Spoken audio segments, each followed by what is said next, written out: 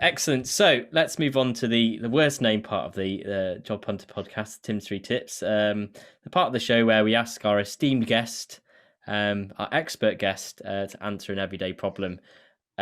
So I've just fallen over and I've just grazed my knee.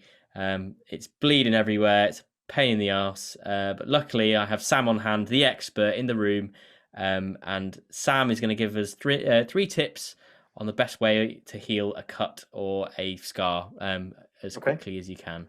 Okay, well, so basically what's happening is when you cut your knee open, the first thing that happens is platelets will move into the knee and they'll cause a clot of fibrin to stop it bleeding too much, at which point skin cells will then move in, degrade the clot and replace it with new skin. And the first thing they'll put down is collagen. And if you want to improve that process, the things you need to do are things like keep it clean, so antibacterial.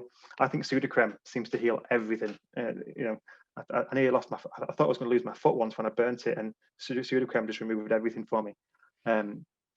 Now the problem is if you try and push that too much and you produce too much collagen, that's when you get a scar. So one of the things you can do is something like aloe vera, which can produce and kickstart that collagen process, but then you can lead to getting quite a nasty scar. So the one thing I would like to say, and one thing that seems to be coming out, is there are now products in development that can help stop that from happening. Because what happens is when there's too much collagen, it just organizes and doesn't know how to structure properly. There's now products coming to market that can actually help collagen restructure properly and prevent scarring. So my three tips would be: keep it clean, use something like aloe vera to help kickstart the process, and try and find some sort of anti-scarring cream to treat it with.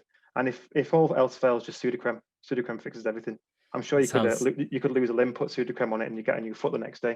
It sounds like a very good idea. It sounds like My Big Fat Greek Wedding when they just put Windex on everything. Yeah, Sudocrem everything. It's the cure.